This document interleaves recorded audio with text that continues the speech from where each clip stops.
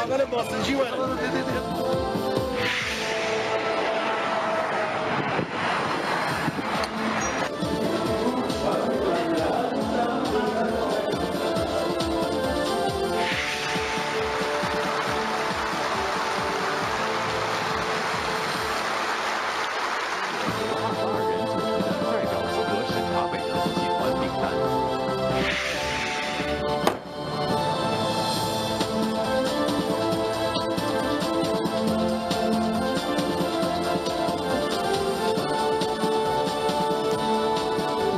Tengan ustedes, esto es TV Perú Mundo. Farid Cajat, ¿cómo estás? Buenas noches. Buenas noches a nuestros televidentes. Vamos inmediato con la información internacional. Es que la opositora venezolana María Corina Machado criticó a sus antiguos aliados de la Mesa de Unidad Democrática por participar en las elecciones regionales a sabiendas de que serían fraudulentas. Y por su parte, el presidente Nicolás Maduro proclamó su triunfo ante la prensa internacional y desestimó las denuncias de fraude.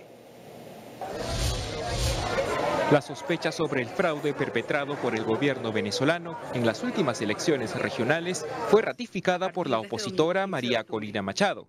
La líder de 20 Venezuela no solo responsabilizó de las irregularidades al régimen chavista y al Consejo Nacional Electoral, sino también a los cogollos que participaron en dichos comicios, en alusión a sus ex compañeros de la Mesa de Unidad Democrática. Varias cosas han quedado claras a partir de este domingo 15 de octubre. Y la primera para todos los venezolanos es que no existe una salida por la vía electoral mientras el Consejo Nacional Electoral esté controlado por este régimen. No existe, por ahí no es. Pero este fraude no es solo responsabilidad del fraudulento Consejo Nacional Electoral.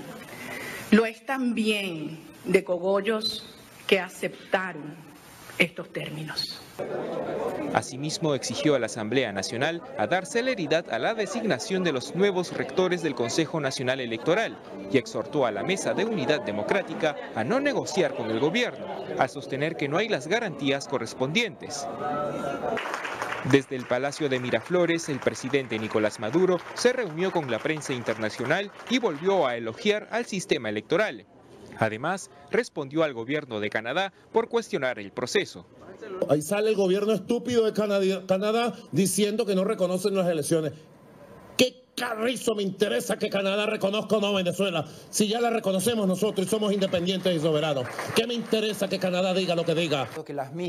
Respecto al pronunciamiento del secretario general de la OEA, Luis Almagro, que avaló las denuncias de fraude en los comicios regionales, el expresidente de la Asamblea Nacional, Henry Ramos Aluc, manifestó que su discurso fue inconveniente y que no contribuye a la causa opositora. La concertación chilena, todos los partidos electorales. Bueno, y las declaraciones de Nicolás Maduro sobre Canadá se ven reflejados de inmediato en la prensa internacional también. El Nacional publica: el gobierno llamó a consultas al embajador de Venezuela en Canadá. La canciller canadiense, Chrystia Freeland, aseguró que la actuación del CNE durante las regionales demuestra que no es una institución independiente. Y no es la única reacción de Canadá, en realidad, digamos, hay un escenario de reacciones al respecto, ¿no?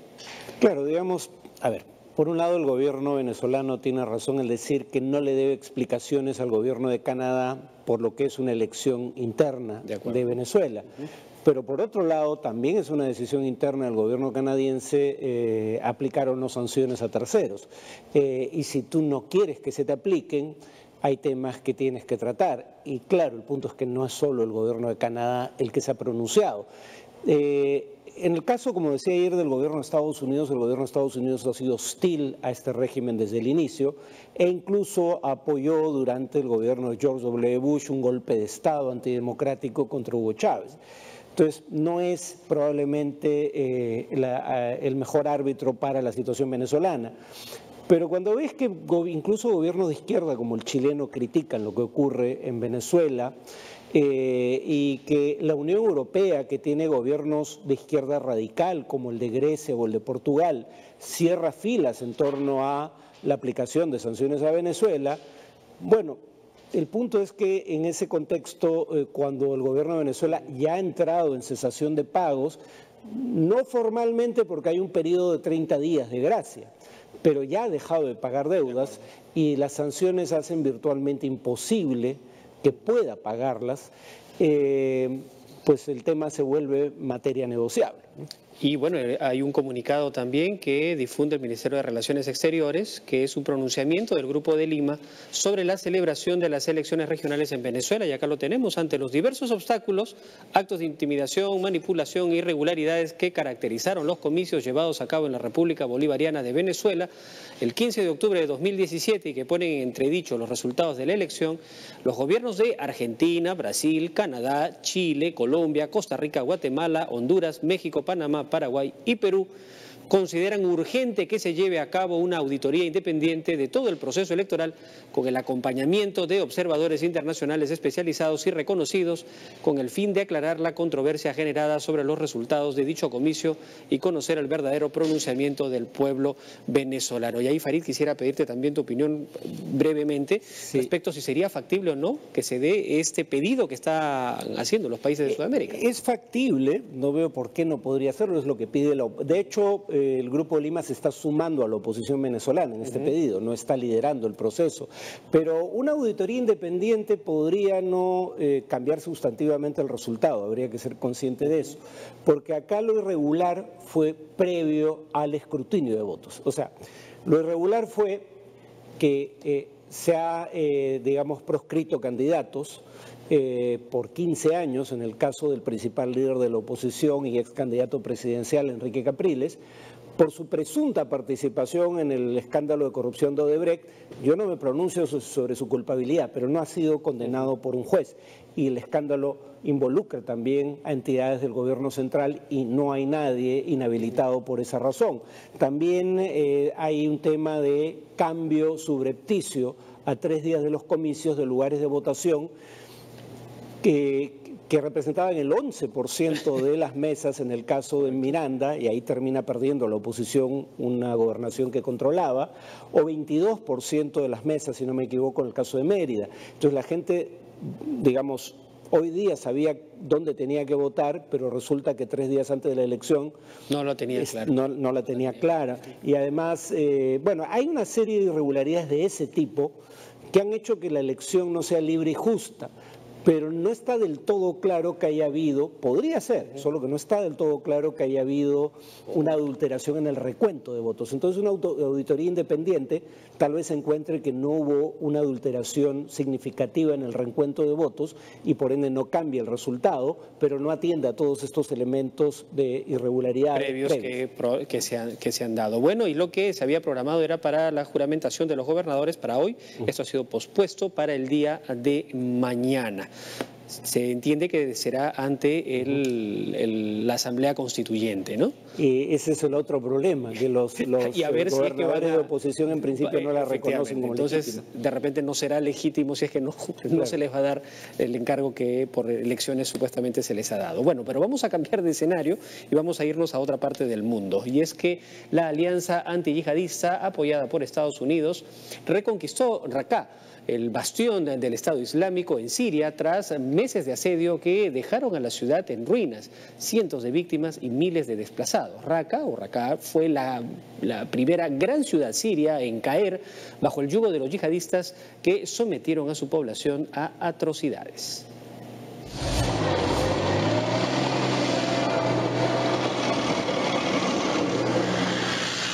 Las fuerzas democráticas sirias han celebrado la liberación de Raqqa con un tanque que ha derrapado tal como lo hicieron los yihadistas del Estado Islámico en 2014 tras la declaración del califato. La caída de Raqqa es el golpe más duro que ha recibido el Estado Islámico desde que las fuerzas iraquíes recuperaron Mosul, la otra capital del yihadismo, pero en Irak. Con el respaldo de los Estados Unidos, esta alianza de milicias kurdas y árabes han luchado los últimos meses para erradicar al yihadismo de esta importante ciudad siria. Este martes los militares han empezado a remover los escombros producto de los enfrentamientos. Según el Observatorio Sirio de Derechos Humanos, más de 3.000 personas murieron en medio de la batalla por Raqqa. Un tercio eran civiles, otros miles de residentes se vieron obligados a dejar la ciudad desde el domingo. Ahora la reconstrucción de Raqqa será compleja, puesto que Siria aún vive una guerra civil entre el gobierno de Bashar al-Assad y grupos de opositores o rebeldes armados. A ello se suma la gran dificultad de que el 80% de Raqqa ha quedado destruida tras el paso del Estado Islámico. Pero sería interesante entender qué son las fuerzas democráticas sirias y, por ejemplo, cómo se conformaron estas. Claro, originalmente, digamos, el grueso de sus milicianos son de etnia kurda y pertenecen a las unidades de protección popular, una milicia a su vez kurda, aliada del Partido de los Trabajadores del Kurdistán, que es un partido kurdo pero iraquí, no sirio, y al que tanto Estados Unidos como la Unión Europea consideran una organización terrorista opuesta al gobierno de Erdogan en Turquía.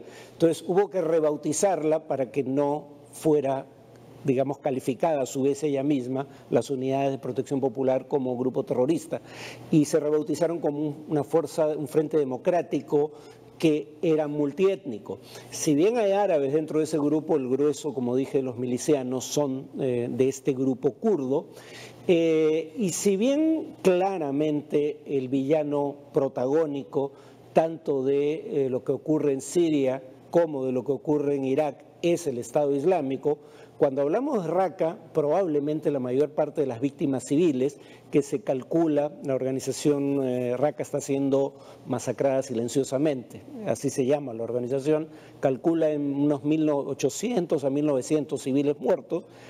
No está claro que la mayoría han sido muertos a manos del Estado Islámico. Es posible que la principal fuente de victimización de la población civil, en el caso específico de Raqqa, sean los bombardeos de la coalición liderada por Estados Unidos, o bombardeos del régimen sirio, o bombardeos de la aviación rusa.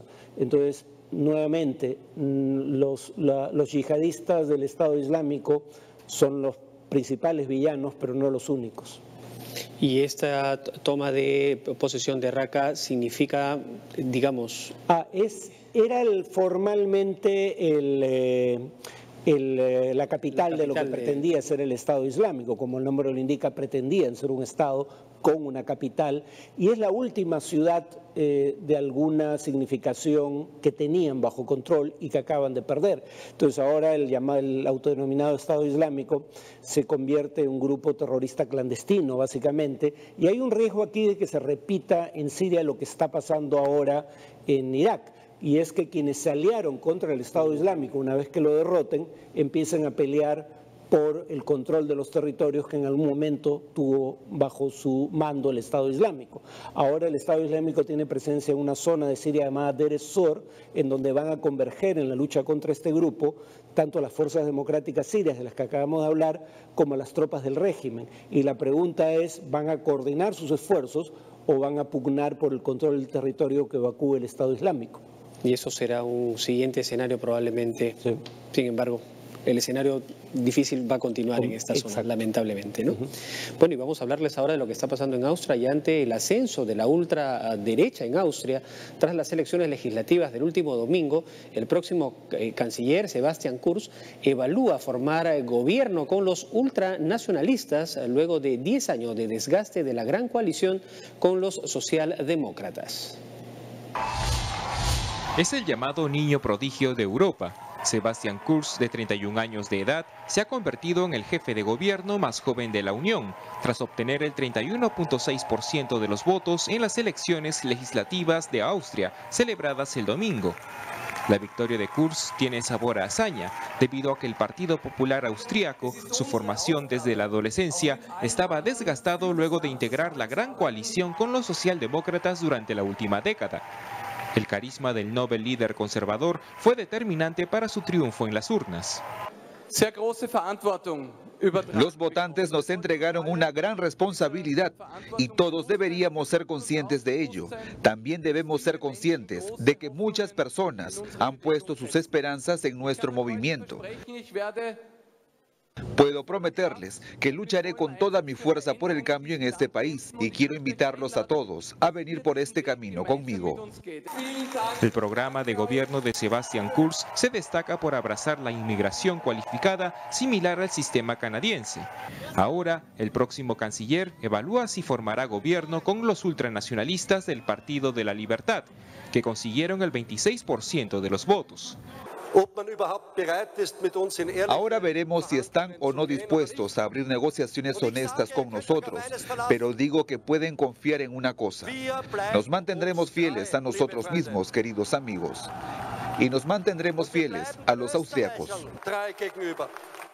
Los socialdemócratas del saliente canciller Christian Kern superaron a la ultraderecha solo por un punto porcentual de diferencia.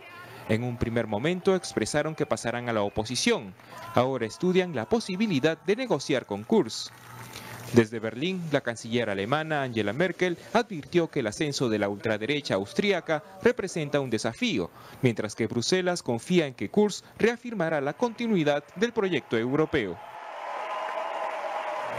Con eso, Farid, Austria se está convirtiendo en el país europeo en el que más ha avanzado la derecha, digamos, más dura, ¿no? La paradoja es que fue el primer país en donde la derecha extrema llegó al gobierno dentro de la Unión Europea. Si no me equivoco, el año 2000, este mismo partido fue parte de una coalición de gobierno y en ese entonces, cuando la Unión Europea tenía 15 miembros, los otros 14 establecieron sanciones diplomáticas contra Austria por incorporar en la coalición de gobierno este partido. Ahora ya no llama la atención que esto puede ocurrir porque ya ha ocurrido en otros países de Europa y en general la extrema derecha ha ganado fuerza. Esos partidos de extrema derecha empiezan hacia fines del siglo pasado, pero lo que les da un fuerte impulso, la agenda siempre fue la misma: islamofobia, al sentimiento antiinmigrante, sentimiento antieuropeo o euroescepticismo, cuando menos. Okay.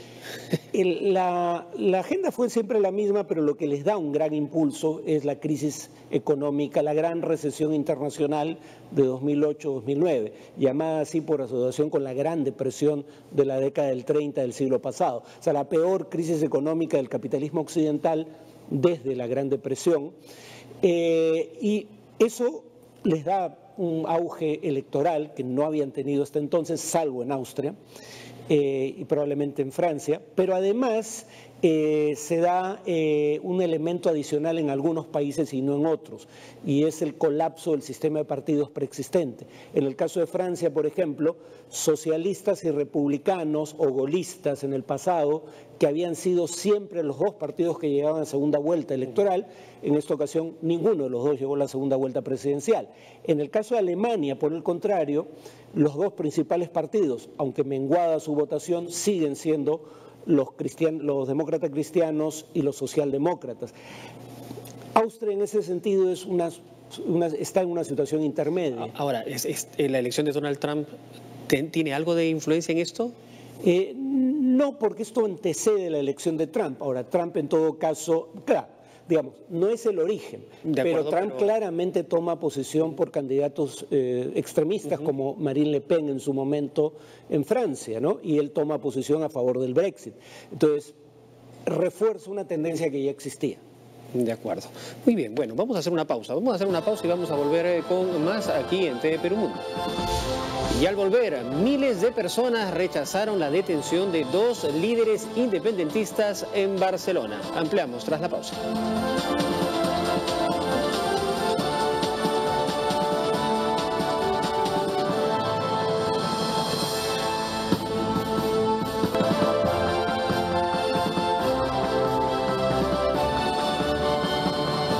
Y el republicano Tom Marino, que fue nominado por el presidente Trump para ser el nuevo zar antidrogas de Estados Unidos, renunció hoy a esta candidatura luego de una investigación de Washington Post y la CBS. Según el reporte, el Marino recibió casi $100.000 de empresas farmacéuticas mientras trabajaba en un proyecto de ley que debilitó la capacidad de la DEA para perseguir a los fabricantes y distribuidores de opiáceos. La Comisión Antinarcóticos creada por Donald Trump reveló que en promedio 142 personas mueren a diario en Estados Unidos por sobredosis de analgésicos y opiáceos. Y el senador republicano por Tennessee, Lamar Alexander, y su colega demócrata de Washington, Patty Murray, llegaron a un acuerdo para reanudar los pagos del gobierno estadounidense a las aseguradoras de salud que el presidente Donald Trump bloqueó el último 13 de octubre en un nuevo intento por desmantelar el Obamacare. El acuerdo bipartidista implica una prórroga de 2 años de los pagos federales a las aseguradoras que Trump detuvo la semana pasada. Esta tarde el presidente Trump se mostró a favor de este pacto.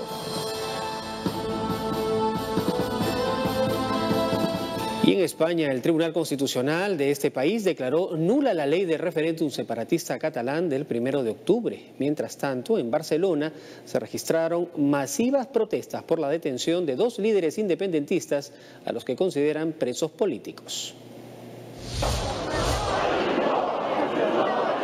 La multitudinaria manifestación de esta noche en Cataluña fue el cierre de una tensa jornada que empezó en la víspera con el encarcelamiento por sedición del presidente de la Asamblea Nacional Catalana Jordi Sánchez y del presidente de Òmnium Cultural Jordi Cuixart.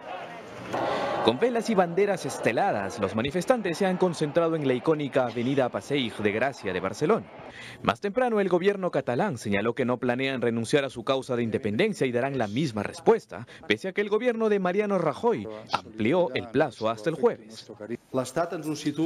El Estado nos coloca en uno de los dos extremos, rendirse o rendirse.